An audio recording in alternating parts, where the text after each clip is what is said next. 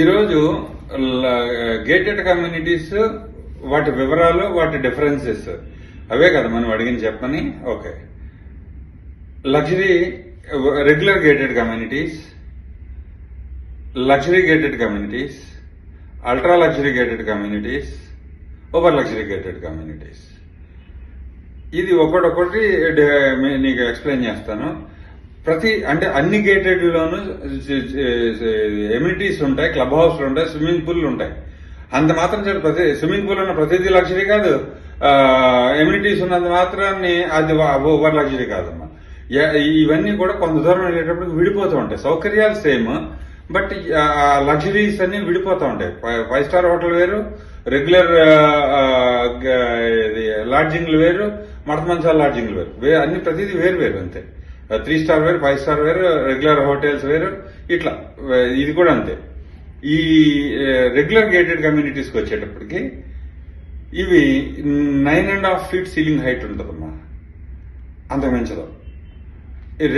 9.5 feet ceiling height and 2 BHKలు 1000 SFT, 1200 SFT, 1500 SFT, 1300 2 BHKలు ఉంటాయి, 3 BHKలు ఉంటాయి. ఈ 2 అంటే వేవ్ లెంత్ మ్యాచ్ అవదమ్మా. 80 లక్షలు పెట్టుకునే వాళ్ళది 1,80,00,000 పెట్టుకునే వాళ్ళవి వాళ్ళ అవసరాలు వేరు, వాళ్ళ ఆలోచనలు వేరు, వాళ్ళ ఫైనాన్స్ పొజిషన్స్ వేరు, వాళ్ళ జాబులు వేరు, వాళ్ళ వ్యాపారాలు వేరు, వాళ్ళ స్పెండ్ కెపాసిటీ వేరు. ఇవన్నీ వేరువేరుగా ఉంటాయి, మిక్స్ కలవు అనమాట. అంచేత ఈ రెగ్యులర్ గేటెడ్ కమ్యూనిటీస్ ఈ లక్షణం కలిగి ఉంటాయి. ఇది 2 BHKలు, 3 BHKలు mixed match and small size square foots కలిగి ఉంటాయి. అండ్ దాంట్లో ఎమ్యూనిటీస్ అన్ని ఉంటాయమ్మా. ఇంకొకటి ఏంటంటే హై డెన్సిటీ కలిగి ఉంటుంది.